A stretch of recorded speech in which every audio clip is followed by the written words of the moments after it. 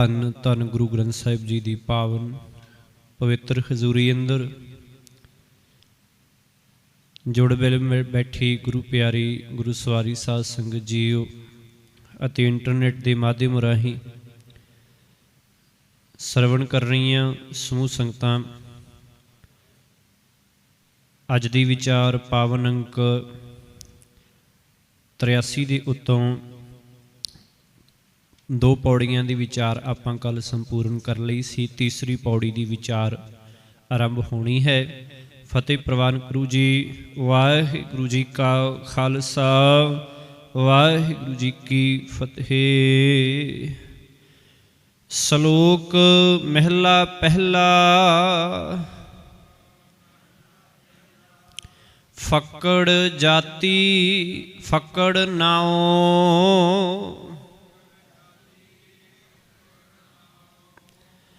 ਗੁਰੂ ਨਾਨਕ ਸਾਹਿਬ ਪਾਤਸ਼ਾਹ ਜੀ ਦਾ ਇਹ ਸ਼ਲੋਕ ਹੈ। ਇਸ ਦੇ ਵਿੱਚ ਵੇਖੋ ਵਿਆਕਰਨ ਦਾ ਇੱਕ ਬੜਾ ਹੀ ਸੋਹਣਾ ਨਿਯਮ ਹੈ ਜਿਹੜਾ ਉਹਦੇ ਵਿੱਚ ਦਿੱਤਾ ਹੋਇਆ ਹੈ। ਪਹਿਲੇ ਫੱਕੜ ਦੇ ਰਾੜੇ ਨੂੰ ਔਂਕੜ ਨਹੀਂ ਹੈ ਤੇ ਦੂਸਰੇ ਨੂੰ। ਹੁਣ ਜਦੋਂ ਵੀ ਕਿਸੇ ਸ਼ਬਦ ਦਾ ਵਿਸ਼ੇਸ਼ਣ ਬਣ ਕੇ ਆਏ ਕਿ ਵਿਸ਼ੇਸ਼ਣ ਹੈ ਜਿਹੜਾ ਉਹ ਪੁਲਿੰਗ ਹੋਏ ਤੇ ਉਹਦਾ ਨਾਲ ਦਾ ਸ਼ਬਦ ਜਿਹੜਾ ਸੰਬੰਧਕੀ ਸ਼ਬਦ ਹੈ, ਜਿਵੇਂ ਫੱਕੜ ਨਾਉ ਦੇ ਨਾਲ ਹੈ, ਨਾਉ ਇੱਕ ਵਚਨ ਪੁਲਿੰਗ ਹੈ ਤੇ ਇਸੇ ਕਰਕੇ ਰਾੜੇ ਨੂੰ ਵੀ ਔਂਕੜ ਹੈ। ਹੁਣ ਜਾਤੀ ਕੀ ਹੈ? ਹੁੰਦੀ ਹੈ, ਇਸਤਰੀ ਲਿੰਗ ਹੈ, ਇਸ ਕਰਕੇ ਇਧਰੋਂ ਫੱਕੜ ਦਾ ਵੀ ਹੈ, ਰਾੜਾ ਮੁਕਤਾ ਹੋ ਗਿਆ ਹੈ।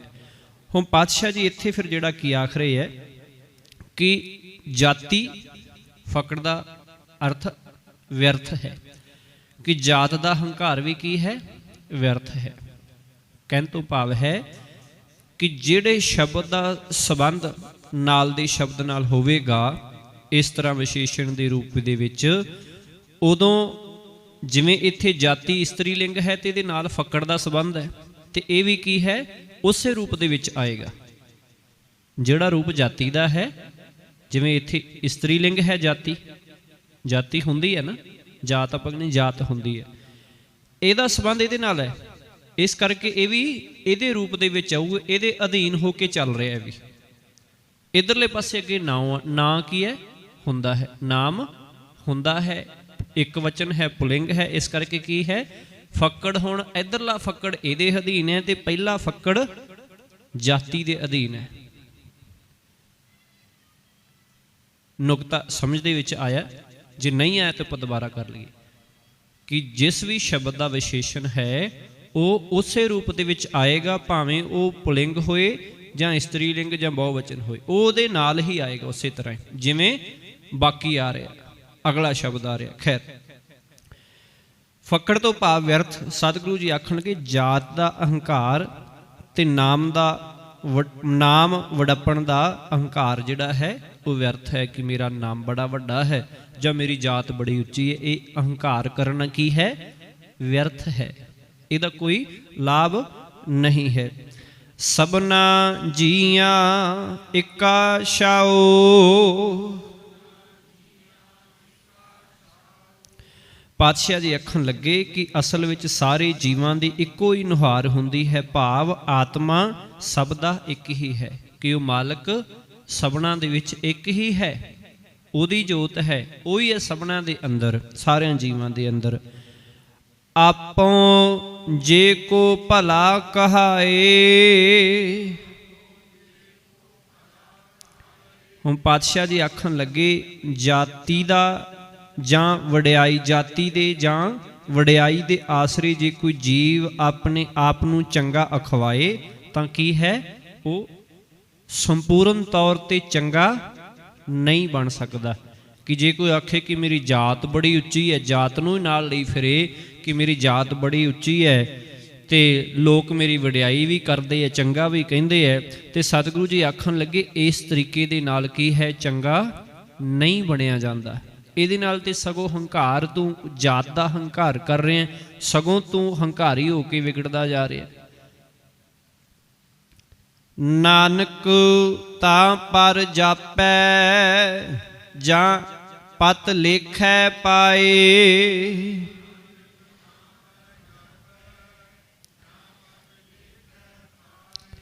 ਪਾਤਸ਼ਾਹ ਜੀ ਆਖ ਰਹੇ ਨੇ ਕਿ हे ਨਾਨਕ, ਜੀਵ ਤਾਂ ਹੀ ਚੰਗਾ ਜਾਣਿਆ ਜਾ ਸਕਦਾ ਹੈ।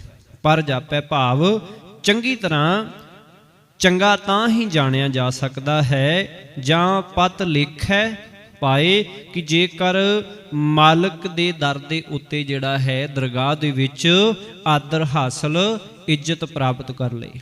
ਜੇ ਉਹਨੂੰ ਉੱਥੇ ਇੱਜ਼ਤ ਪ੍ਰਾਪਤ ਹੋ ਰਹੀ ਹੈ ਤੇ ਫਿਰ ਹੀ ਉਹ ਚੰਗਾ ਜਾਣਿਆ ਜਾ ਸਕਦਾ ਹੈ। ਵੱਡਾ ਨਾਮ ਹੋਣ ਦੇ ਨਾਲ ਜਾਂ ਉੱਚੀ ਜਾਤ ਹੋਣ ਦੇ ਨਾਲ ਮਾਲਕ ਦੇ ਦਰ ਤੇ ਵਡਿਆਈ ਨਹੀਂ ਮਿਲਦੀ।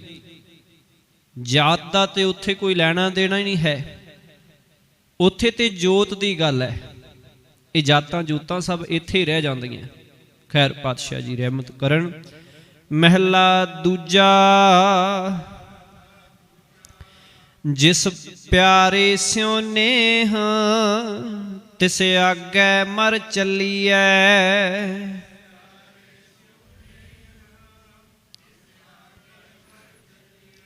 ਪਾਤਸ਼ਾਹ ਜੀ ਆਖਣ ਲੱਗੇ, ਜਿਸ ਪਿਆਰੇ ਨਾਲ ਪਿਆਰ ਹੋਵੇ, ਜਾਤੀ ਦਾ ਨਾਮ ਦਾ ਹੰਕਾਰ ਛੱਡ ਕੇ ਕੀ ਹੈ ਉਸ ਦੇ ਸਨਮੁਖ ਰਹਿਣਾ ਚਾਹੀਦਾ ਹੈ। ਤਿਸ ਆਗੈ ਮਰ ਚੱਲੀਏ, ਆਪਣਾ ਸਾਰਾ ਕੁਝ ਛੱਡ ਦੇਣਾ ਚਾਹੀਦਾ ਹੈ ਜਿੱਥੇ ਮਾਲਕ ਦੇ ਨਾਲ ਪ੍ਰੇਮ ਹੋਏ। ਕਿ ਜਿੱਥੇ ਜਦੋਂ ਮਾਲਕ ਦੇ, ਰੱਬ ਦੇ ਜਾਂ ਗੁਰੂ ਨਾਲ ਜੁੜਨ ਦੀ ਗੱਲ ਆਉਂਦੀ ਹੈ, ਉਦੋਂ ਇਹ ਜਾਤ, ਆਪਣਾ ਨਾਮ, ਆਪਣੀਆਂ ਇਹ ਪੂਛਾਂ ਜਿਹੜੀਆਂ ਲਾਈਆਂ ਹੋਈਆਂ ਮਗਰ, ਇਹ ਸਭ ਕੁਝ ਛੱਡ ਕੇ ਉਹਦੇ ਕੋਲ ਹੋ ਜਾਣਾ ਚਾਹੀਦਾ ਕਿ ਮਾਲਕਾ ਮੈਂ ਤੇਰਾ, ਜਿਵੇਂ ਮਰਜ਼ੀ ਰੱਖ। ਤ੍ਰਿਗ ਜੀਵਨ ਸੰਸਾਰ ਤਾਕੈ ਪਾਛੈ ਜੀਵਣਾ।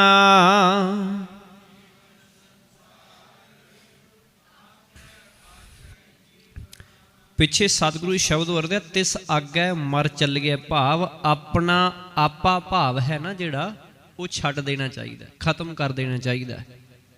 ਇਹ ਨਹੀਂ ਕਿ ਜੇਕਰ ਕੋਈ ਸਮਾਗਮ ਹੈ ਜਾਂ ਕੋਈ ਪ੍ਰੋਗਰਾਮ ਹੈ, ਅਖੰਡ ਪਾਠ ਹੈ, ਸਹਿਜ ਪਾਠ ਹੈ ਜਾਂ ਸੁਖਮਨੀ ਸਾਹਿਬ ਦਾ, ਜਾਂ ਵੈਸੇ ਅਰਦਾਸ ਬੇਨਤੀ ਕਰਨੀ ਹੈ ਤੇ ਉਹਦੇ ਪਿੱਛੇ ਆਪਦਾ ਨਾਂ ਭਾਵੇਂ ਛੋਟਾ ਲਿਖੇ, ਮਗਰ ਆਪਣੀ ਜਾਤ ਗੋਤ ਜਿਹੜੀ ਵੱਡੀ ਕਰਕੇ ਲਿਖੀ ਜਾਏ। ਇਹ ਕੀ ਹੈ? ਹੰਕਾਰ ਹੈ ਕਿ ਮੈਨੂੰ ਸ਼ਾਇਦ ਇਹਦੇ ਕਰਕੇ ਨਹੀਂ ਜਾਣਦਾ, ਮਗਰਲੀ ਪੂਛ ਕਰਕੇ ਸ਼ਾਇਦ ਜਾਣਦਾ ਹੋਏ ਮਾਲਕ। ਕੀ ਹੈ? ਇਹ ਹੰਕਾਰ ਦਾ ਰੂਪ ਹੈ। ਇਹ ਕੀ ਹੈ? ਪੂਛ ਲੈ ਕੇ ਆ ਰਿਹਾ, ਤੂੰ ਗੁਰੂ ਨੂੰ ਦੱਸ ਰਿਹਾ ਕਿ ਮੈਂ ਫਲਾਣਾ ਸਾਹਿਬ ਹਾਂ, ਕਿ ਫਲਾਣੀ ਮੇਰੀ ਜਾਤ ਹੈ ਤੇ ਫਲਾਣਾ ਮੇਰਾ ਨਾਮ ਹੈ। ਗੁਰੂ ਤੋਂ ਲੈ ਕੇ ਗਿਆ ਸਾਰਾ ਕੁਝ ਤੇ ਗੁਰੂ ਨੂੰ ਆ ਕੇ ਦੱਸ ਰਿਹਾ। ਕਹਿਣ ਤੋਂ ਭਾਵ ਹੈ ਇੱਥੇ ਆ ਕੇ, ਗੁਰੂ ਦੇ ਕੋਲ ਆ ਕੇ ਇਹ ਸਭ ਕੁਝ ਛੱਡ ਦੇਣਾ ਚਾਹੀਦਾ ਹੈ। ਕਈ ਵਾਰ ਐਸਾ ਹੋਇਆ ਕਿ ਜਦੋਂ ਕਦੇ ਅਰਦਾਸ ਕਰਨੀ ਹੁੰਦੀ ਕਿਸੇ ਵੀ ਸਮਾਗਮ ਦੇ ਵਿੱਚ, ਜੀਵਨ ਕਾਫੀ ਇਸੇ ਲਗਭਗ 10 ਸਾਲ ਹੋ ਗਏ ਜਿਹੜੇ ਇਸੇ ਤਰ੍ਹਾਂ ਵਿਚਰਦਿਆਂ ਨੂੰ, ਤੇ ਕਈ ਵਾਰ ਜਦੋਂ ਅਰਦਾਸ ਕਰੀਏ ਨਾ ਤੇ ਪਿੱਛੇ ਲਿਖ ਕੇ ਦਿੱਤਾ ਜਾਂਦਾ ਕਿ ਫਲਾਣਾ ਸਿੰਘ ਤੇ ਫਲਾਣੀ ਮੇਰੀ ਆ ਜਾਤ ਹੈ, ਫਲਾਣੀ ਮੇਰੀ ਆ ਕਾਸਟ ਹੈ, ਜਾਂ ਫਲਾਣਾ ਮੇਰਾ ਗੋਤ ਹੈ, ਪਿੱਛੇ ਲਿਖ ਕੇ ਦਿੱਤਾ ਜਾਂਦਾ ਨਾਲ। ਤੇ ਜੇ ਉਹ, ਕਿਉਂਕਿ ਹੁਣ ਗੁਰੂ ਨੇ ਤੇ ਪ੍ਰਵਾਨ ਨਹੀਂ ਹੈ ਨਾ ਇਹ ਚੀਜ਼ਾਂ, ਤੇ ਹੁਣ ਨਹੀਂ ਬੋਲੀ, ਬਹੁਤ ਘੱਟ, ਕਿਤੇ ਕਿ ਬਹੁਤ ਜ਼ਿਆਦਾ ਕੋਈ ਧੱਕੇ ਨਾਲ ਹੀ ਆਖੇ ਜਾਂ ਕੋਈ ਸਿਰ ਤੇ ਚੜ ਜਾਏ ਤੇ ਲੈ ਭਾਈ ਤੂੰ ਬੁਲਾ ਲਾ, ਕੀ ਵੱਡਾ ਹੋ ਜਾਏਗਾ ਇਹਦੇ ਨਾਲ, ਕਿ ਕਦੇ ਬੋਲਿਆ ਨਹੀਂ। ਪਰ ਕੀ ਹੈ ਕਿ ਹਾਂ ਜੀ ਇਹ ਜ਼ਰੂਰ ਬੋਲਿਓ ਕਿ ਨਾਲ ਆ ਸਿੰਘ ਦੇ ਨਾਲ ਆ ਵੀ ਲਿਖਿਆ ਹੋਇਆ। ਅਰਦਾਸ ਹੁੰਦਿਆਂ ਸਾਰ ਬਾਅਦ ਚ ਬਾਬਾ ਜੀ ਤੁਸੀਂ ਆ ਨਾਲ ਆ ਨਹੀਂ ਬੋਲਿਆ, ਕਿ ਮਗਰ ਮੇਰੀ ਤੁਸੀਂ ਗੋਤ ਨਹੀਂ ਬੋਲਿਆ ਕਿ ਮੈਂ ਕਿਹੜਾ ਵਾਂ, ਕੌਣ ਕਿੱਥੋਂ ਬਿਲੋਂਗ ਕਰਦਾ।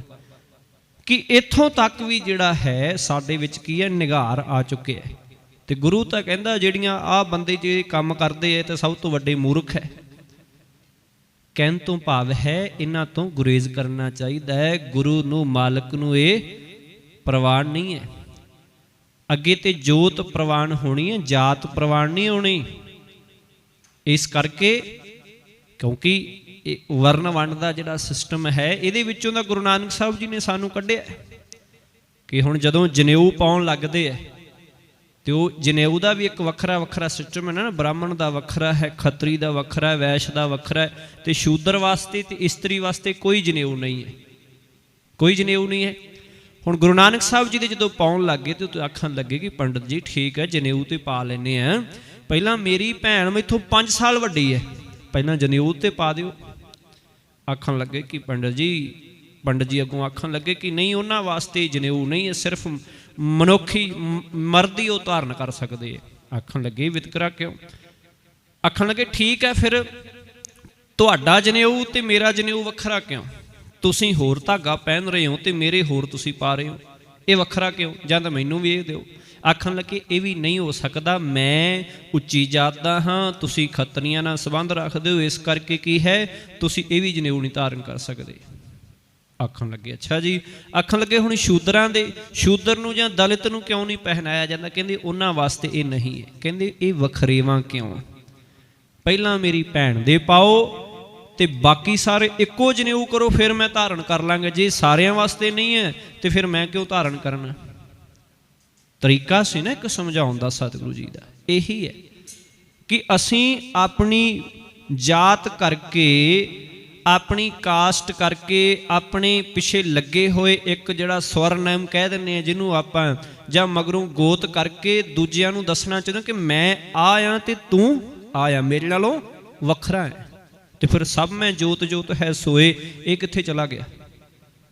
ਕਿ ਸਾਰਿਆਂ ਦੇ ਅੰਦਰ ਮਾਲਕ ਇੱਕੋ ਹੀ ਹੈ, ਦੇਹੀ ਦੇ ਵਿੱਚ ਮਾਸ ਵੀ ਉਹੋ ਹੀ ਲੱਗਾ ਹੈ, ਮੂੰਹ ਵੀ ਉਹ ਲੱਗਾ ਹੈ, ਦੰਦ ਵੀ ਉਹ ਹੈ, ਅੱਖਾਂ ਵੀ ਉਹ ਨੇ, ਵਾਲ ਵੀ ਉਹੀ ਹੈ, ਖੂਨ ਵੀ ਉਹ ਹੈ, ਖਾਂਦੇ ਵੀ ਉਹ ਕੁਝ ਹੀ ਹੈ, ਤੇ ਫਿਰ ਇਹ ਜਾਤ ਕਿੱਥੋਂ ਆ ਗਈ?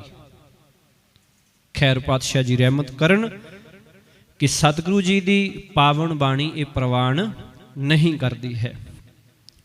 ਪਾਤਸ਼ਾਹ ਜੀ ਆਖਦੇ ਧ੍ਰਿਗ ਜੀਵਨ ਸੰਸਾਰ ਤਾਕੈ ਪਾਛੈ ਜੀਵਨਾ, ਕਿ ਸੰਸਾਰ ਵਿੱਚ ਉਸ ਤੋਂ ਬੇਮੁਖ ਹੋ ਕੇ ਜਿਉਣਾ ਜਿਹੜਾ ਹੈ, ਜੀਵਨ ਜਿਉਣਾ ਹੈ, ਇਸ ਜੀਵਨ ਨੂੰ ਤਿਕਾਰ ਹੈ, ਤਿਰਕਾਰ ਹੈ, ਲਾਨਤ ਹੈ ਇਸ ਜੀਵਨ ਨੂੰ, ਕਿ ਜਿਹੜਾ ਮਾਲਕ ਦੇ ਨਾਮ ਤੋਂ ਬੇਮੁਖ ਹੋ ਕੇ ਜਿਉ ਰਿਹਾ। ਧ੍ਰਿਗ ਜੀਵਨ ਸੰਸਾਰ ਤਾਕੈ ਪਾਛੈ, ਕਿ ਉਸ ਮਾਲਕ ਦੇ ਵੱਲੋਂ ਬੇਮੁਖ ਹੋ ਕਰਕੇ ਜਿਹੜਾ ਜੀਵਨ ਜਿਉਣਾ ਹੈ, ਜਾਂ ਗੁਰੂ ਦੀ ਸਿੱਖਿਆ ਤੋਂ ਪਿੱਛਾ ਵੱਟ ਕੇ, ਕਿ ਬੇਮੁਖ ਹੋ ਕਰਕੇ ਕਿ ਸਤਿਗੁਰੂ ਜੀ ਠੀਕ ਹੈ ਤੁਸੀਂ ਗੱਲ ਆਖ ਤਾਂ ਰਹੇ ਹੋ, ਪਰ ਮੈਨੂੰ ਹੁਣ ਜ਼ਰੂਰੀ ਹੈ, ਮੈਨੂੰ ਲੋਕ ਲਾਜ ਜ਼ਰੂਰੀ ਹੈ, ਮੈਨੂੰ ਦੁਨੀਆ ਦੀ ਵਡਿਆਈ ਜ਼ਰੂਰੀ ਹੈ, ਕਿ ਲੋਕ ਕੀ ਕਹਿਣਗੇ। ਆਖ ਪਾਤਸ਼ਾਹ ਜੀ ਆਖਾਂ, ਗੁਰੂ ਨਾਨਕ ਸਾਹਿਬ ਜੀ ਗੱਲ ਕਹਿ ਰਹੇ, ਵੇਖੋ ਮਹਿਲਾ ਦੂਜਾ ਗੁਰੂ ਅੰਗਦ ਸਾਹਿਬ ਜੀ, ਕਿ ਇਹ ਜਿਉਣਾ ਜਿਹੜਾ ਉਹ ਧ੍ਰਿਗ ਹੈ, ਲਾਨਤ ਹੈ ਐਸੇ ਜੀਵਨ ਤੇ ਜਿਹੜਾ ਮਨੁੱਖ ਗੁਰੂ ਤੋਂ ਬੇਮੁਖ ਹੋ ਕਰਕੇ ਜਿਉਂਦਾ ਹੈ। ਤੇ ਯਾਦ ਰੱਖਿਓ ਆ ਜਿਹੜੇ ਪਿੱਛੇ ਲਾਉਂਦੇ ਐ ਇਹਨਾਂ ਦਾ ਹਾਲ ਵੀ ਇਹੀ ਹੈ, ਕੋਈ ਵੀ ਹੋਵੇ ਭਾਵੇਂ। ਖੈਰ ਪਾਤਸ਼ਾਹ ਜੀ ਰਹਿਮਤ ਕਰਨ। ਪੌੜੀ ਤੁਧ ਆਪੇ ਧਰਤੀ ਸਾਜੀਐ, ਚੰਦ ਸੂਰਜ ਦੋਏ ਦੀਵੇ।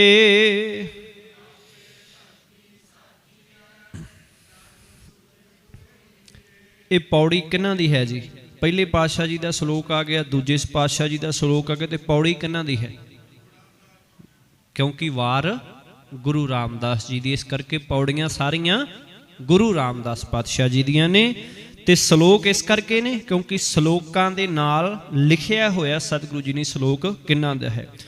ਪਾਤਸ਼ਾਹ ਜੀ ਆਖ ਰਹੇ ਨੇ ਕਿ ਤੁਧ ਆਪੇ ਧਰਤੀ ਸਾਜੀ ਹੈ, ਚੰਦ ਸੂਰਜ ਦੋਏ ਦੀਵੇ। ਚੰਦ ਅਤੇ ਸੂਰਜ ਦੋਏ ਦੀਵੇ ਨੇ ਕਿ हे ਪ੍ਰਮਾਤਮਾ ਤੂੰ ਆਪ ਹੀ ਧਰਤੀ ਰਚੀ ਹੈ, ਸਾਜੀ ਹੈ, ਅਤੇ ਇਸ ਵਾਸਤੇ ਚੰਦ ਤੇ ਸੂਰਜ ਮਾਨੋ ਦੋ ਦੀਵੇ ਬਣਾਏ ਹਨ, ਕਿ ਜਿਹੜੇ ਚਾਨਣ ਕਰਦੇ ਨੇ, ਜਾਂ ਕਿਸੇ ਵੀ ਭਾਵਨਾ ਦੇ ਨਾਲ ਆਪਾਂ ਲੈ ਲਈਏ ਕਿ ਇਹ ਦੋ ਦੀਵੇ ਬਣਾਏ ਹੋਏ ਨੇ, ਕਿ ਇਹ ਇਸ ਧਰਤੀ ਦੀ ਗੱਲ ਸਤਿਗੁਰੂ ਜੀ ਕਰ ਰਹੇ ਨਹੀਂ। ਤੇ ਬ੍ਰਹਿਮੰਡ ਦੇ ਵਿੱਚ ਤਾਂ ਕੋਈ ਗਿਣਤੀ ਹੈ ਹੀ ਨਹੀਂ, ਬੇਅੰਤ ਸੂਰਜ ਨੇ, ਬੇਅੰਤ ਚੰਦਰਮਾ ਨੇ, ਬੇਅੰਤ ਧਰਤੀਆਂ ਨੇ, ਪਰ ਪਾਤਸ਼ਾਹ ਜੀ ਇਸ ਧਰਤੀ ਦੀ ਗੱਲ ਕਰ ਰਹੇ ਹਨ।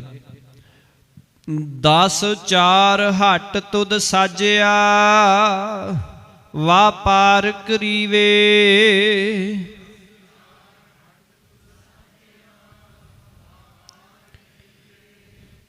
ਪਾਤਸ਼ਾਹ ਜੀ ਆਖਣ ਲੱਗੇ 10 4 ਹੱਟ ਤੁਧ ਸਾਜਿਆ, ਕਿ ਜੀਵਾਂ ਦੇ ਸੱਚਾ ਵਪਾਰ ਕਰਨ ਲਈ 14 ਲੋਕ ਮਾਨੋ ਹੱਟੀਆਂ ਬਣਾਈਆਂ ਨੇ ਕਿ 14 ਲੋਕ ਜਿਹੜੇ ਉਹ ਮੰਨੇ ਜਾਂਦੇ ਨੇ, 14 ਪੁਰੀਆਂ ਜਿਹੜੀਆਂ ਮੰਨੀਆਂ ਜਾਂਦੀਆਂ ਨੇ ਕਿ ਇਹ ਸਭ ਕੀ ਹੈ, ਜੀਵਾਂ ਦੇ ਲਈ ਸੱਚਾ ਵਪਾਰ ਕਰਨ ਦੇ ਲਈ ਮਾਲਕ ਨੇ ਜਿਹੜੀ ਇਹ ਸਾਰੀ ਰਚਨਾ ਰਚੀ ਹੈ। ਇਕ ਨਾ ਨੋ ਹਰ ਲਾਭ ਦੇ, ਜੋ ਗੁਰਮੁਖ ਥੀਵੇ।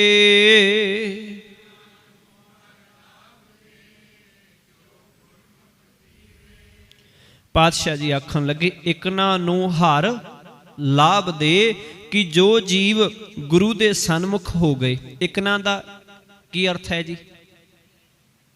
ਕਈਆਂ ਨੂੰ, ਬਹੁਤੇ ਜੀਵ, ਕਿ ਜਿਹੜੇ ਜੋ ਜੀਵ ਗੁਰੂ ਦੇ ਸਨਮੁਖ ਹੋ ਗਏ, ਜਿੰਨੇ ਵੀ ਹੋਣ, ਭਾਵੇਂ ਉਹਨਾਂ ਦੀ ਗਿਣਤੀ ਕਰੋੜਾਂ 'ਚ ਹੋਏ ਤੇ ਭਾਵੇਂ 2 'ਚ ਹੋਏ, ਕਿ ਭਾਵ ਜਿਤਨੇ ਮਰਜ਼ੀ ਹੋਣ, ਕਿ ਉਹਨਾਂ ਨੂੰ ਮਾਲਕ ਜਿਹੜਾ ਉਹ ਨਫਾ ਹੀ ਬਖਸ਼ਦਾ ਹੈ, ਲਾਭ ਹੀ ਦਿੰਦਾ ਹੈ। ਜਿਹੜਾ ਗੁਰੂ ਦੇ ਸਨਮੁਖ ਹੋ ਜਾਂਦਾ ਹੈ, ਗੁਰੂ ਦੇ ਅਨੁਸਾਰ ਹੀ ਆਪਣੀ ਜੀਵਨ ਜਾਂਚ ਜਿਉਂਦਾ ਹੈ, ਉਹ ਹਮੇਸ਼ਾ ਲਾਭ ਹੀ ਪ੍ਰਾਪਤ ਕਰਦੇ ਨੇ। ਅਤੇ ਹੋਰ ਸਤਿਗੁਰੂ ਜੀ ਆਖਦੇ ਹਨ ਕਿ ਭਾਵ ਉਹਨਾਂ ਦਾ ਜਨਮ ਹੈ ਜਿਹੜਾ ਉਹ ਮਾਲਕ ਸਫਲਾ ਕਰ ਦਿੰਦਾ ਹੈ। ਤਿੰਨ ਜਮ ਕਾਲ ਨਾ ਵਿਆਪੋਈ, ਜਿਨ ਸੱਚ ਅੰਮ੍ਰਿਤ ਪੀਵੇ।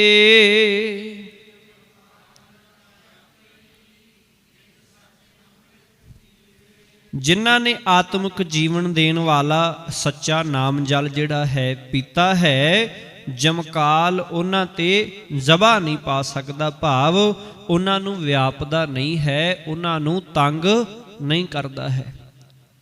ਹੁਣ ਇੱਕ ਚੀਜ਼ ਇੱਥੇ ਹੋਰ ਦੇਖੋ ਕਿ ਸਤਿਗੁਰੂ ਗੁਰੂ ਰਾਮਦਾਸ ਪਾਤਸ਼ਾਹ ਜੀ ਨੇ ਰਚਨਾ ਕਿੰਨੀ ਕਮਾਲ ਦੀ ਕੀਤੀ ਹੈ।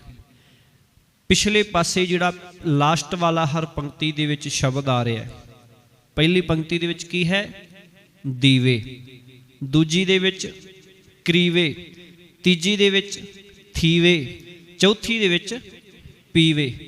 ਕਿ ਵੇਖੋ ਕਾਵ ਤੋਲ ਹੈ, ਸਤਿਗੁਰੂ ਜੀ ਮਾਤਰਾਵਾਂ ਵੀ ਪੂਰੀਆਂ ਕਰ ਰਹੇ ਹੈ, ਵਿਸ਼ਰਾਮ ਵੀ ਆ ਰਹੇ ਨੇ, ਤੇ ਮਗਰਲਾ ਕਾਵ ਤੋਲ ਹੈ ਕਿ ਉਹ ਵੀ ਬਰਾਬਰ ਆ ਰਿਹਾ ਹੈ। ਓਏ ਆਪ ਛੁੱਟੇ ਪਰਿਵਾਰ ਸਿਓ, ਤਿੰਨ ਪਿੱਛੇ ਸਭ ਜਗਤ ਛੁਟੀਵੇ।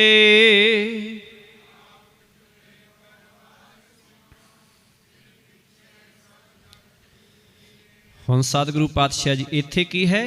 ਛੁਟੀਵੇ, ਕਿ ਸਾਰਿਆਂ ਦੇ ਨਾਲ ਇੱਕੋ ਲਾਂ ਹੀ ਆ ਰਹੀ ਹੈ, ਇੱਕੋ ਤਰੀਕੇ ਨਾਲ ਸਾਰੇ ਪਾਤਸ਼ਾਹ ਜੀ ਨੇ ਜਿਹੜੇ ਉਹ ਸ਼ਬਦ ਦਰਜ ਕੀਤੇ ਨੇ। ਓਏ ਆਪ ਛੁੱਟੇ ਪਰਿਵਾਰ ਸਿਓ, ਕਿ ਜਿਹੜੇ ਗੁਰੂ ਦੇ ਸਨਮੁਖ ਹੋ ਜਾਂਦੇ ਨੇ, ਮਾਲਕ ਦੇ ਨਾਮ ਦਾ ਨਾਮ ਰੂਪ ਜਲ ਨੂੰ ਪੀਂਦੇ ਨੇ, ਭਾਵ ਨਾਮ ਨੂੰ ਧਿਆਉਂਦੇ ਨੇ, ਕੀ ਹੈ? ਉਹ ਆਪ ਛੁੱਟੇ ਪਰਿਵਾਰ ਸਿਓ, ਕਿ ਉਹ ਆਪ ਜਿਹੜੇ ਹਨ ਪਰਿਵਾਰ ਸਮੇਤ ਜਿਹੜੇ ਬਚ ਜਾਂਦੇ ਹਨ ਜਮਕਾਲ ਤੋਂ, ਵਿਕਾਰਾਂ ਤੋਂ। ਅਤੇ ਤਿੰਨ ਪਿੱਛੇ ਸਭ ਜਗਤ ਛੁਟੀਵੇ, ਤੇ ਉਹਨਾਂ ਦੇ ਪੂਰਨਿਆਂ ਤੇ ਤੁਰ ਕੇ, ਸਿੱਖਿਆਵਾਂ ਤੇ ਤੁਰ ਕੇ ਸਾਰਾ ਸੰਸਾਰ ਵੀ ਛੁੱਟ ਜਾਂਦਾ ਹੈ, ਬਚ ਜਾਂਦਾ ਹੈ। ਸ਼ਲੋਕ ਮਹਿਲਾ ਪਹਿਲਾ। ਕੁਦਰਤ ਕਰਕੇ ਵਸਿਆ ਸੋਏ।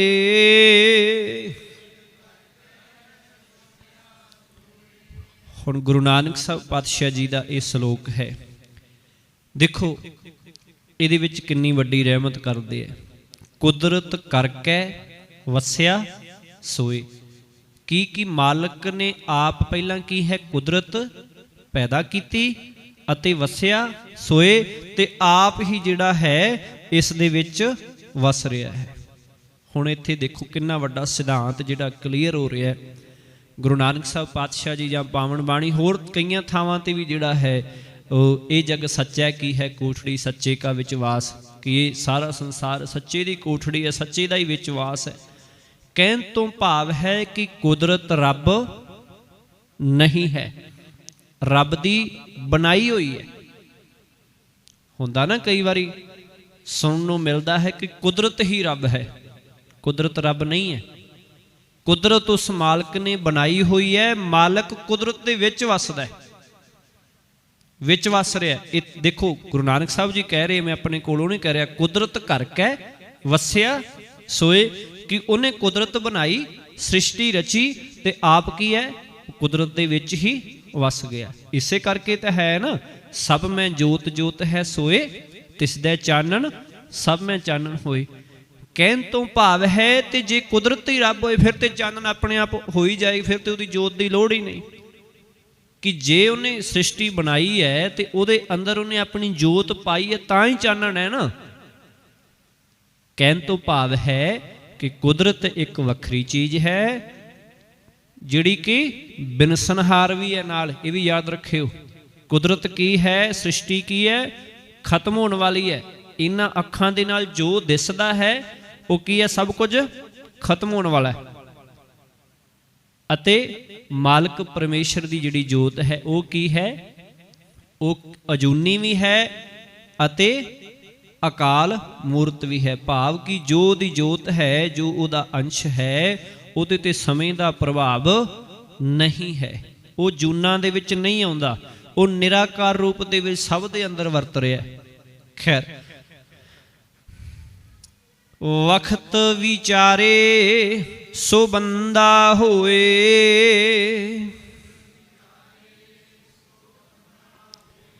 ਵਕਤ ਭਾਵ ਮਨੁੱਖਾ ਜਨਮ ਦਾ ਇਹ ਜਿਹੜਾ ਸਮਾਂ ਹੈ। ਪਾਤਸ਼ਾਹ ਜੀ ਆਖਣ ਲੱਗੇ ਇੱਥੇ ਜੋ ਮਨੁੱਖਾ ਜਨਮ ਦੇ ਸਮੇਂ ਨੂੰ ਵਿਚਾਰਦਾ ਹੈ, ਭਾਵ ਜੋ ਇਹ ਸੋਚਦਾ ਹੈ ਕਿ ਸ੍ਰਿਸ਼ਟੀ ਵਿੱਚ ਮਨੁੱਖਾ ਸਰੀਰ ਕਾਹਦੇ ਲਈ ਮਿਲਿਆ ਹੈ, ਉਹ ਉਸ ਮਾਲਕ ਦਾ ਸੇਵਕ ਬਣ ਜਾਂਦਾ ਹੈ। ਕਿ ਜਿਹੜਾ ਵਿਚਾਰ ਲੈਂਦਾ ਹੈ, ਜਿਹੜਾ ਸਮਝ ਲੈਂਦਾ ਹੈ ਕਿ ਭਈ ਪ੍ਰਾਪਤ ਮਾਨੁਖ ਦੀ ਹੁਰੀਆ, ਗੋਬਿੰਦ ਮਿਲਨ ਕੀ ਇਹ ਤੇਰੀ ਬਰੀਆ। ਸਮਾਂ ਵਿਚਾਰ ਲਿਆ ਨਾ। ਕਹਿਣ ਤੋਂ ਭਾਵ ਹੈ ਕਿਸੇ ਨੂੰ ਸਮਝ ਜਿਹੜੀ ਬਹੁਤ ਛੋਟੀ ਉਮਰ ਦੇ ਵਿੱਚ ਆ ਜਾਂਦੀ ਹੈ, ਕਿਸੇ ਨੂੰ ਸਮਝ ਹੋ ਸਕਦਾ ਹੈ ਜਵਾਨੀ ਦੇ ਵਿੱਚ ਆ ਜਾਏ, ਹੋ ਸਕਦਾ ਕਿਸੇ ਨੂੰ ਬੁਢਾਪੇ ਦੇ ਵਿੱਚ ਵੀ ਜਾ ਕੇ ਆ ਜਾਏ। ਕਹਿਣ ਤੋਂ ਭਾਵ ਹੈ ਜਦੋਂ ਉਹਨੇ ਸਮਾਂ ਵਿਚਾਰਿਆ, ਜਦੋਂ ਉਹਨੇ ਗੁਰੂ ਦੇ ਸ਼ਬਦ ਤੋਂ ਜਾਂ ਸਤ ਸੰਗਤ ਤੋਂ ਸੋਝੀ ਪ੍ਰਾਪਤ ਕੀਤੀ ਅਤੇ ਉਹ ਚੀਜ਼ ਨੂੰ ਵਿਚਾਰਿਆ ਕਿ ਵਾਕਈ ਅੱਜ ਤੱਕ ਤੇ ਮੈਂ ਮਾੜੇ ਕਰਮ ਹੀ ਕਰਦਾ ਰਿਹਾ, ਜਾਂ ਜੇ ਕਾਫੀ ਸਮਾਂ ਹੈ, ਜਾਂ ਜੇ ਕਹਿ ਲਈ ਕਿ ਜਵਾਨੀ ਵਿੱਚ ਜਾਂ ਛੋਟੀ ਉਮਰ, ਉਹ ਸਮਝ ਲਏ ਕਿ ਮੰਦੇ ਕਰਮ ਦਾ ਜੈਸਾ ਬੀਜੈ ਸੋ ਲੁਣੈ ਕਰਮਾਂ ਸੰਦੜਾ ਖੇਤ। ਕਿ ਜਿਹੋ ਜਿਹਾ ਕਰਾਂਗੇ ਉਹੋ ਜਿਹਾ ਭਰਾਂਗੇ। ਇਸ ਤੋਂ ਵਧੀਆ ਕਿ ਮਾਲਕ ਦੇ ਹੁਕਮ ਵਿੱਚ ਚੱਲੀਏ ਤਾਂ ਸਭ ਵਧੀਆ ਹੀ ਹੋਏਗਾ। ਹੋ ਗਿਆ ਨਾ ਵਕਤ ਵਿਚਾਰਨ ਵਾਲੀ ਗੱਲ, ਕਿ ਵਕਤ ਜਿਹੜਾ ਵਿਚਾਰ ਲਈ, ਸਮੇਂ ਦੇ ਵਿੱਚ ਰਹਿ ਕੇ ਉਸ ਮਾਲਕ ਦੇ ਹੁਕਮ ਦੇ ਵਿੱਚ ਹੋ ਜਾਏ, ਉਸ ਮਾਲਕ ਦੀ ਰਜ਼ਾ ਨੂੰ ਸਮਝ ਲਏ, ਅਸਲ ਵਿੱਚ ਉਹੀ ਬੰਦਾ ਹੈ। ਬੰਦਾ ਤੋਂ ਭਾਵ ਸੇਵਕ ਹੋਣਾ, ਉਸ ਮਾਲਕ ਦਾ ਜਿਹੜਾ ਹੈ ਸੇਵਕ ਬਣ ਜਾਂਦਾ ਹੈ। ਕੁਦਰਤ ਹੈ ਕੀਮਤ ਨਹੀਂ ਪਾਏ,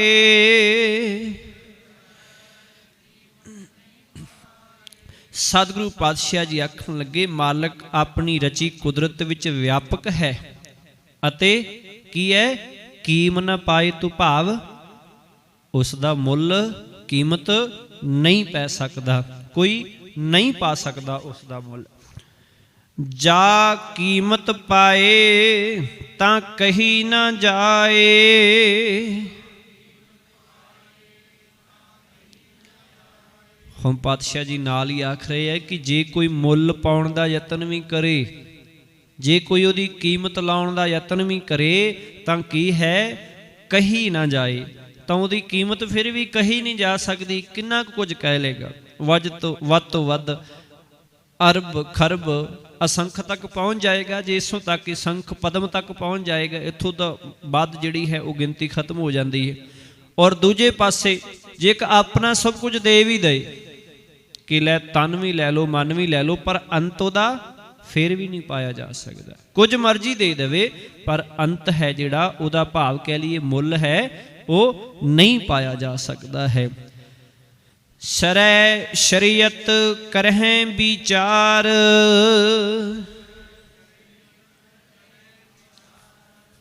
ਇਹ ਦੋਵੇਂ ਸ਼ਬਦ ਪਹਿਲੇ ਸ਼ਰੈ ਅਤੇ ਸ਼ਰੀਅਤ, ਇਹ ਦੋਵੇਂ ਕੀ ਹੈ, ਇਸਲਾਮਿਕ ਕਹਿ ਦਈਏ ਫਾਰਸੀ ਦੇ ਨਾਲ ਸੰਬੰਧਿਤ ਨੇ।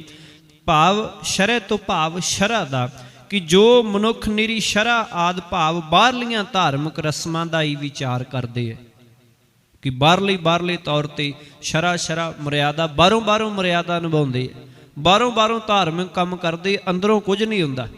ਕਈ ਵਾਰ ਹੁੰਦਾ ਹੈ ਨਾ, कि कुछ कारज ऐसे हुंदे है साडे समाज विच, साडे परिवार विच, वो असीं करने हुंदे है। वो धार्मिक तौर ते वो निश्चित हुंदे है कि वो करने है। वो साडा मन ना भी होवे, कई बार सानूं तां भी वो करने पैंदे। वो की हुंदा है, बाहरों करदे, फिर असीं ये कहने भी यार नबेड़ना दवा दवा कर दईए, निबड़ जाऊगा। इस तरह ही हुंदा ना, भावें वो साडे घर परिवार विच किसी दी बरसी मनाउणी होए, भावें कोई होर पाठ ही कराउणा होए, आ बस थोड़ा जिहा प्रोग्राम आ नबेड़ लईए। नबेड़न दा भाई ये गल थोड़ा कि आया इकट्ठा करके वापस करता। कहण तो भाव है कि की चीज़ होगी कि ਉਹਦੇ ਵਿੱਚ भावना शरधा नहीं है, बस एक डन जा पूरा करना, एक बस जिन्हों कह दईए ना कि खप्पा जा भरना कि भर दिओ बस जी खत्म हो गया। कि जे भावना नहीं है तो फिर की है, वो बारी धार्मिक कर्म करन दा कोई भी लाभ नहीं है, वो कैसा भी होवे भावें। खैर पातशाह जी रहमत करन। बिन बूझै कैसे पावह पार,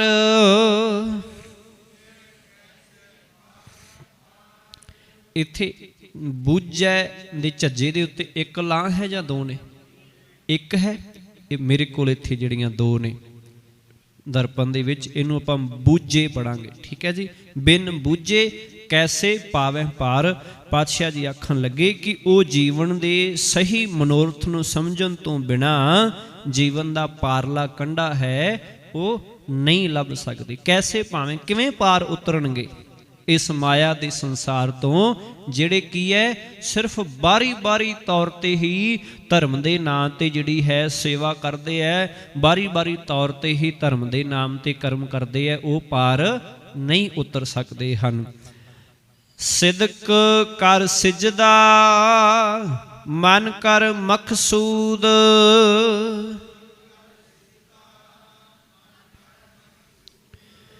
सिजदा तो भाव सिजदा करना, सलाम करनी, न्योना, अते मकसूद तो भाव निशाना, मंजिल, प्रयोजन जिन्हों कह देने असी। पातशाह जी ने सिदक कर सिजदा कि रब ते भरोसा रख, ये है कि उस दे अगे सिर निवाउणा, कि भरोसा रख के उहदे अगे सिर निवा। एवें ना कि दुनिया अल वेख के जे बाकी टेकी जा रहे मत्था ते मैं भी टेकदा, उहदा कोई लाभ नहीं है। पर सिजदा करना मालक नूं ते की है, शरधा दे नाल भरोसे दे नाल कर। अते अगे कि मन कर मकसूद, अपने मन नूं रब विच जोड़ना, इस जिंदगी नूं निशाना बना। कि निशाना तेरा इक्को ही होवे कि मन नूं मालक दे चरनां विच जोड़ना है, अते रब ते भरोसा ये है कि उस दे अगे सिर निवाउणा। कि जिहड़ा सिर निवाउणा है ना, ये समझ कि मालक दे नाल मेरा भरोसा है, कि भरोसा रखना कर, जोड़ना कर। जेह धिर देखा तेह धिर मौजूद,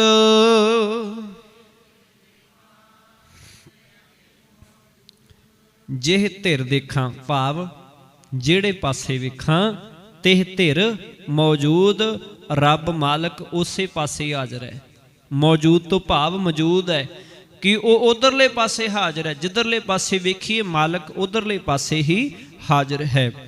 महला तीजा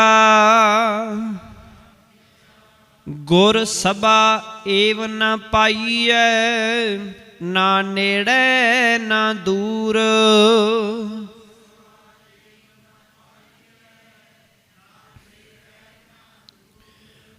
गुर सभा तो भाव गुरु दा संग, गुरु दी सभा, गुरु दे कोल। कि शरीर दी राही गुरु दे नेड़े जां गुरु तो दूर बैठिया गुरु दा संग प्राप्त नहीं हुंदा। कि जे कोई ये आखे ना कि मैं शरीरक तौर ते गुरु दे नेड़े बैठा, कि शरीरक तौर ते मैं नेड़े हाँ जां दूर है, कोई भी तरीका हो सकता है।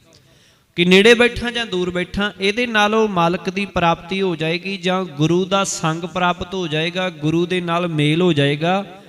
ये जरूरी नहीं है कि शरीर हाजिर होए तां ही होएगा। कि कल नूं ते इदां मेरा आखे कि रब दे नेड़े बोलना कि मैं गुरु ग्रंथ साहब नूं झोली च रखी, फिर आपदी इत्थे रखी बैठा कि मैं तां नेड़े हाँ, बस मैं पा सकदा, बाकी दूर दूर है। ऐसा नहीं है। मालक जी आखन लगे शरीर नूं सिर्फ शरीर दी राही कल्ला शरीर ਉਹਦੇ ਵਿੱਚ ਮਨ ਦੀ ਹਾਜ਼ਰੀ ਦੀ ਗੱਲ ਨਹੀਂ ਹੈ कि मन जिन्ना चिर इस शरीर दे नाल नहीं है उन्ना चिर प्राप्ति नहीं है। वो भावें कोई 24 घंटे गुरु दे कोल रहे उन्होंने प्राप्ति नहीं हो सकती, सिर्फ शरीरक तौर पर नेड़े रहे। जे नाल मानसिक ते आत्मिक तौर पर भी रहेगा वो भावें दूर होए ते भावें नेड़े होए वो प्राप्ति कर सकता है। सतगुरु जी सौखा समझा रहे ने कि निरा शरीरक तौर ते गुरु दे कोल रहा गुरु दा संग प्राप्त नहीं हुंदा है। नानक सतगुर तां मिलै जां मन रहै हदूर।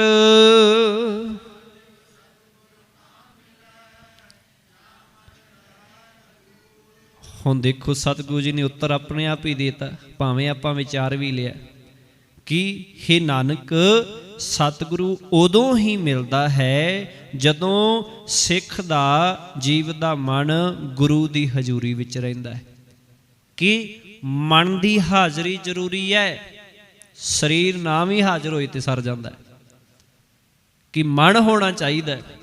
कई बार ऐसा भी हुंदा है ना कि असी सत्संगत विच नहीं पहुँच सकते, कोई शरीरक कारण हो सकता है, कोई किसी बीमारी दे करके जां शरीरक अवस्था दे करके, ते साडा मन जरूर पहुँचया होना चाहिए गुरु दी हजूरी विच कि गुरु अज की आखदा होएगा, कल की आख्या सी की है। मन पहुँच गया, शरीर भावें नहीं पहुँचया। जिवें असी एक इतिहासक घटना देखते हैं ना गुरु गोबिंद सिंह पातशाह जी दे आनंदपुर साहब दे समय, आप सारे जाणू हो कि कुछ क चले गए ते कुछ क उत्थे रह गए। ते पातशाह जी की अगले दिन आखदे आ फिर कि ਜਿਹੜੇ ਤਾਂ ਗਏ ਸੀ ਕਹਿੰਦੇ ਜਿਹੜੇ ਰਾਤ ਹਾਜ਼ਰ ਸੀ ਉਹ ਹਾਜ਼ਰ ਹੋ ਜਾਣ ਪਹੁੰਚਣ। ਹੁਣ ਜਿਹੜੇ ਉੱਥੇ ਹਾਜ਼ਰ ਸੀਗੇ ਕਿ ਅਸੀਂ ਤਾਂ ਰਾਤ ਪਹਿਰਾ ਦਿੱਤਾ ਹੈ, ਤੇ ਪਾਤਸ਼ਾਹ ਜੀ ਆਖਣ ਲੱਗੇ ਕਿ ਆ ਗਏ ਨੇ ਜਿਹੜੇ, ਆਖਣ ਲੱਗੇ ਨਹੀਂ ਨਹੀਂ ਜਿਹੜੇ ਰਾਤ ਹਾਜ਼ਰ ਸੀ ਮੈਂ ਉਹਨਾਂ ਨੂੰ ਬੁਲਾਇਆ ਨਹੀਂ, ਸਤਿਗੁਰੂ ਜੀ ਇਹ ਹਾਜ਼ਰ ਹੀ ਸੀ। ਆਖਣ ਲੱਗੇ ਨਹੀਂ ਇਹ ਹਾਜ਼ਰ ਨਹੀਂ ਸੀ, ਇਹਨਾਂ ਦਾ ਮਨ ਉੱਥੇ ਗਿਆ ਹੋਇਆ ਸੀ, ਸਰੀਰ ਇਹਨਾਂ ਦਾ ਇੱਥੇ ਸੀ, पर वो जिहड़े गए हुए सन फिरदे उत्थे सन, मन उन्हां दा इत्थे सी। कहण तों भाव है मन की हाजरी की है जरूरी है। पातशाह जी रहमत करन। पौड़ी सपत दीप सपत सागरा, नवखंड 4 वेद 10 अष्ट पुराणा।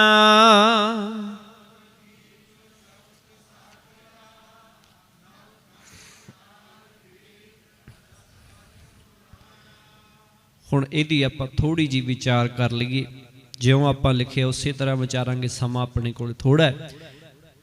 ਸਪਤ ਦੀਪ, ਦੀਪ ਤੋਂ ਭਾਵ ਸੰਸਕ੍ਰਿਤ ਜਿਹੜਾ ਸ਼ਬਦ ਦਵੀਪ ਹੈ। ਦਵੀਪ ਧਰਤੀ ਦਾ ਉਹ ਹਿੱਸਾ ਜਿਸ ਦੇ ਚਾਰੇ ਪਾਸੇ ਪਾਣੀ ਹੋਵੇ, ਜਲ ਹੋਵੇ, ਉਹਨੂੰ ਕੀ ਹੈ ਦੀਪ ਆਖਿਆ ਜਾਂਦਾ ਹੈ। ਅਤੇ ਨਵਖੰਡ ਤੋਂ ਭਾਵ ਧਰਤੀ ਦੇ 9 ਹਿੱਸੇ। ਅਤੇ ਦੀਪ ਬਾਰੇ ਜਿਹੜਾ ਨੋਟ ਹੈ ਕਿ ਭਾਰਤ ਦੇ ਪੁਰਾਣੇ ਸੰਸਕ੍ਰਿਤ ਵਿਦਵਾਨਾਂ ਨੇ ਪ੍ਰਿਥਵੀ ਧਰਤੀ ਦੇ ਕਈ ਹਿੱਸਿਆਂ ਵਿੱਚ ਵੰਡ ਕੀਤੀ। ਜਿਹੜੇ ਸੰਸਕ੍ਰਿਤ ਦੇ ਪੁਰਾਣੇ ਵਿਦਵਾਨ ਨੇ ਇਹਨਾਂ ਨੇ ਆਪਣੇ ਤਰੀਕੇ ਦੇ ਨਾਲ ਲਿਖਿਆ ਹੈ ਕਿ ਇਸ ਦੇ 4 ਕੋਈ 4 ਹਿੱਸੇ ਕਰਦਾ, ਕੋਈ 7, ਕੋਈ 9 ਤੇ ਕੋਈ 13। ਸਾਰਿਆਂ ਨੇ ਆਪਣੇ ਆਪਣੇ ਤਰੀਕੇ ਨਾਲ ਲਿਖਿਆ ਹੈ। ਹਰੇਕ ਹਿੱਸੇ ਦਾ ਨਾਮ ਜਿਹੜਾ ਉਹ ਦੀਪ ਰੱਖਿਆ ਗਿਆ ਹੈ। ਅਤੇ ਇਹ ਪੁਰਾਤਨ ਖਿਆਲ ਹੈ ਕਿ ਇਸ ਹਿੱਸੇ ਆਪੋ ਵਿੱਚ ਭਾਰੇ ਸਮੁੰਦਰਾਂ ਦੇ ਰਾਹੀਂ ਵੱਖ-ਵੱਖ ਹਨ। ਕਿ ਜਿਵੇਂ ਹੁਣ ਅੱਜ ਜਿਹਨੂੰ ਕਹਿ ਦਈਏ ਕਿ ਮਹਾਦੀਪ ਜਿਨ੍ਹਾਂ ਨੂੰ ਆਖਿਆ ਜਾਂਦਾ, ਉਹਨਾਂ ਦੀ ਗਿਣਤੀ ਵੱਖਰੀ ਵੱਖਰੀ ਹੈ ਨਾ, ਕਿ ਜਿਨ੍ਹਾਂ ਨੂੰ ਪਾਣੀ ਨੇ ਵੱਖਰਾ ਵੱਖਰਾ ਕੀਤਾ। ਜਿਵੇਂ ਏਸ਼ੀਆ ਮਹਾਦੀਪ ਆਖਿਆ ਜਾਂਦਾ ਹੈ, ਸਾਊਥ ਅਫਰੀਕਾ ਦਾ ਹੈ, ਨਿਊਜ਼ੀਲੈਂਡ ਦਾ ਹੈ। ਇਹ ਸਾਰੇ ਕੀ ਹੈ ਕਿ ਵੱਖਰੇ ਵੱਖਰੇ ਨੇ, ਇਹਨਾਂ ਨੂੰ ਦੀਪ ਆਖਿਆ ਜਾਂਦਾ ਜਿਨ੍ਹਾਂ ਦੇ ਚਾਰੇ ਪਾਸੇ ਪਾਣੀ ਹੋਏ। ਇਸ ਕਰਕੇ ਜਿਨ੍ਹਾਂ ਨੂੰ ਜਿੰਨਾ ਕੁ ਪਤਾ ਸੀ ਉਹਨਾਂ ਨੇ ਲਿਖ ਦਿੱਤਾ। ਇਸ ਕਰਕੇ ਪਾਤਸ਼ਾਹ ਜੀ ਆਖ ਰਹੇ ਹਨ ਕਿ ਕਈ ਥਾਵਾਂ ਤੇ ਗਿਣਤੀ ਵੱਧ ਵੀ ਹੈ ਘੱਟ ਵੀ ਹੈ, ਪਰ ਜਿਹੜਾ ਹੈ ਸਪਤ ਦੀਪ ਬਹੁਤੀ ਕਰਕੇ ਸਤਿਗੁਰੂ ਜੀ ਨੇ ਫਿਰ ਜਿਹੜਾ ਹੈ ਉਹ 7 ਹੀ ਮੰਨਿਆ ਹੈ ਕਿ 7 ਦੀਪ 7 ਸਮੁੰਦਰ। ਕਿ ਜੋ ਪੁਰਾਤਨ ਤੌਰ ਦੀ ਜਿਹੜੀ ਵਿਚਾਰ ਚੱਲਦੀ ਆ ਰਹੀ ਕਿ 7 ਸਮੁੰਦਰ ਤੇ 7 ਹੀ ਦੀਪ, 9 ਖੰਡ, 4 ਵੇਦ ਅਤੇ 10 ਅਸ਼ਟ ਪੁਰਾਣਾ। 10 ਤੇ ਅਸ਼ਟ ਤੋਂ ਭਾਵ ਕਿੰਨੇ ਹੋ ਗਏ? 18 ਪੁਰਾਣ। ਕੀ 18 ਪੁਰਾਣ? ਇਹ ਸਾਰੀ ਗਿਣਤੀ ਸਤਿਗੁਰੂ ਪਾਤਸ਼ਾਹ ਜੀ ਨੇ ਇੱਥੇ ਕੀਤੀ ਹੈ। ਹਰ ਸਭਨਾ ਵਿੱਚ ਤੂੰ ਵਰਤਦਾ, ਹਰ ਸਭਨਾ ਭਾਣਾ।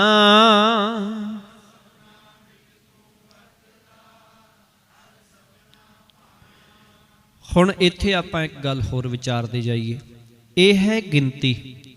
ਇਹ ਪਹਿਲਾਂ ਵੱਧ ਘੱਟ ਸੀ ਜਾਂ ਅੱਜ ਵੱਧ ਘੱਟ ਸਕਦੀ, ਜਾਂ ਆਉਣ ਵਾਲੇ ਸਮੇਂ 'ਚ ਵੱਧ ਘੱਟ ਵੀ ਸਕਦੀ ਹੈ, ਹੋ ਸਕਦੀ ਹੈ।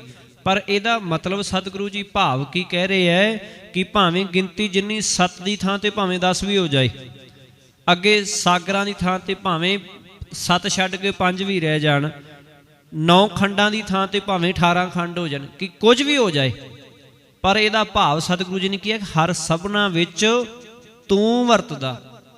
ਗਿਣਤੀ ਨਾਲ ਮਤਲਬ ਨਹੀਂ ਹੈ, ਮਤਲਬ ਹੈ ਕਿ ਭਾਵੇਂ ਜਿੰਨੇ ਵੀ ਇਹ ਮਰਜ਼ੀ ਹੈ, ਪਰ ਸਾਰਿਆਂ ਦੇ ਵਿੱਚ ਤੂੰ ਹੀ ਵਰਤਦਾ ਹੈ, ਕਿ ਸਭ ਥਾਵਾਂ ਤੇ ਤੂੰ ਹੀ ਵਸ ਰਿਹਾ ਹੈ ਤੇ ਸਭ ਨੂੰ ਜਿਹੜਾ ਹੈ ਪਿਆਰਾ ਲੱਗਦਾ ਹੈ, ਸਭ ਨੂੰ ਪਿਆਰਾ ਜਿਹੜਾ ਤੂੰ ਲੱਗਦਾ ਹੈ। ਸਭ ਤੁਝੇ ਧਿਆਵੈ ਜੀ ਜੰਤ, ਹਰ ਸਰਗ ਪਾਣਾ।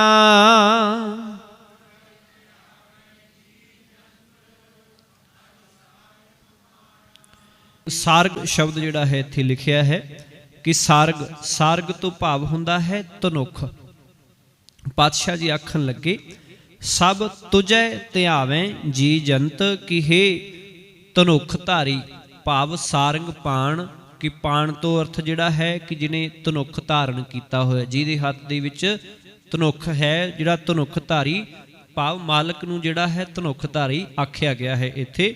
ਕਿ ਸਾਰੇ ਜੀ ਜੰਤ ਤੇਰਾ ਹੀ ਸਿਮਰਨ ਕਰਦੇ ਹਨ, ਸਾਰਿਆਂ ਵਿੱਚ ਤੂੰ ਹੀ ਵਰਤਦਾ ਹੈ। ਕਿਉਂਕਿ ਇਹ ਵੀ ਪੁਰਾਤਨ ਜਦੋਂ ਅਸੀਂ ਵਿਚਾਰ ਨੂੰ ਦੇਖਦੇ ਹਾਂ ਤੇ ਉਹਦੇ ਵਿੱਚ ਜਿਹੜੇ ਦੇਵੀ ਦੇਵਤਿਆਂ ਦੇ ਜਾਂ ਜਿਨ੍ਹਾਂ ਨੂੰ ਰੱਬ ਮੰਨਿਆ ਜਾਂਦਾ ਸੀ, ਉਹ ਧਨੁੱਖ ਧਾਰੀ ਵੀ ਅਖਵਾਏ ਨੇ। ਇਸ ਕਰਕੇ ਮਾਲਕ ਪਾਤਸ਼ਾਹ ਜੀ ਨੇ ਜਿਵੇਂ ਇੱਥੇ ਇਹ ਉਤਲੀ ਗਿਣਤੀ ਲਈ ਹੈ, ਉਸੇ ਤਰ੍ਹਾਂ ਧਨੁੱਖ ਧਾਰੀ ਵੀ ਮਾਲਕ ਨੂੰ ਹੀ ਸਾਰੰਗ ਪਾਣਾ ਜਿਹੜਾ ਹੈ ਆਖਿਆ ਗਿਆ ਹੈ। ਜੋ ਗੁਰਮੁਖ ਹਰ ਆਰਾਧ ਦੇ, ਤਿਨ ਹਉ ਕੁਰਬਾਨਾ।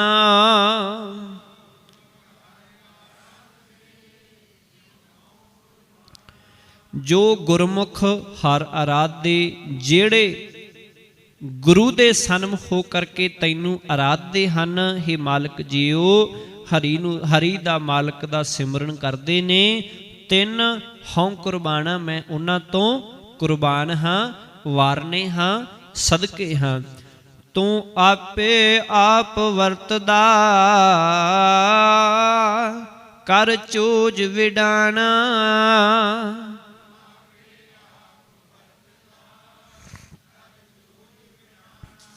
ਪਾਤਸ਼ਾਹ ਜੀ ਆਖਣ ਲੱਗੇ ਕਿ ਭਾਵੇਂ ਪਿਛਲੀ ਪੰਕਤੀ ਵਿੱਚ ਸਤਿਗੁਰੂ ਜੀ ਦਰਜ ਕਰ ਰਹੇ ਨੇ ਕਿ ਜੋ ਗੁਰੂ ਦੇ ਸਨਮੁਖ ਹੋ ਕਰਕੇ ਤੇਰਾ ਸਿਮਰਨ ਕਰਦੇ ਨੇ ਜਾਂ ਮਾਲਕ ਨੂੰ ਆਰਾਧਦੇ ਨੇ, ਮੈਂ ਉਹਨਾਂ ਤੋਂ ਕੁਰਬਾਨ ਹਾਂ। ਪਰ ਅਸਲ ਵਿੱਚ ਕੀ ਹੈ ਕਿ ਸਭਨਾ ਜੀਵਾਂ ਦੇ ਵਿੱਚ ਤੂੰ ਹੀ ਵਿਆਪਕ ਹੈ, ਇਸ ਕਰਕੇ ਕਿ ਤੂੰ ਆਪੇ ਆਪ ਵਰਤਦਾ, ਸਾਰਿਆਂ ਦੇ ਅੰਦਰ ਵਰਤ ਤੂੰ ਆਪ ਹੀ ਰਿਹਾ ਹੈ। ਕਰ ਚੋਜ ਵਿਡਾਣਾ, ਤੂੰ ਆਪ ਹੀ ਜਿਹੜਾ ਹੈ ਅਚਰਜ ਲੀਲਾ ਰਚ ਕੇ, ਕਿ ਇੱਕ ਵੱਖਰੀ ਪ੍ਰਕਾਰ ਦੀ ਲੀਲਾ ਰਚ ਕੇ, ਕੌਤਕ ਰਚ ਕੇ, ਕਿ ਸ੍ਰਿਸ਼ਟੀ ਵੀ ਤੂੰ ਆਪ ਬਣਾਈ ਹੈ, ਜੀਵ ਵੀ ਤੂੰ ਆਪ ਬਣਾਏ ਹੈ, ਉਹਨਾਂ ਦੇ ਅੰਦਰ ਤੂੰ ਆਪ ਹੀ ਵਸ ਰਿਹਾ ਹੈ, ਵਿਆਪਕ ਹੈ। ਤੇ ਉਹ ਜੀਵ ਗੁਰੂ ਦੇ ਸਨਮੁਖ ਕਰਕੇ ਤੈਨੂੰ ਹੀ ਧਿਆਉਂਦੇ ਨੇ ਤੇ ਤੇਰੇ ਦਰ ਤੇ ਪ੍ਰਵਾਨ ਹੁੰਦੇ ਹਨ। ਸਤਿਗੁਰੂ ਪਾਤਸ਼ਾਹ ਜੀ ਰਹਿਮਤ ਕਰਨ। 4 ਪੌੜੀਆਂ ਦੀ ਜਿਹੜੀ ਆਪਾਂ ਵਿਚਾਰ ਇੱਥੋਂ ਤੱਕ ਸੰਪੂਰਨ ਕੀਤੀ ਹੈ। ਫਤਿਹ ਪ੍ਰਵਾਨ ਕਰੋ ਜੀ। ਵਾਹਿਗੁਰੂ ਜੀ ਕਾ ਖਾਲਸਾ, ਵਾਹਿਗੁਰੂ ਜੀ ਕੀ ਫਤਿਹ।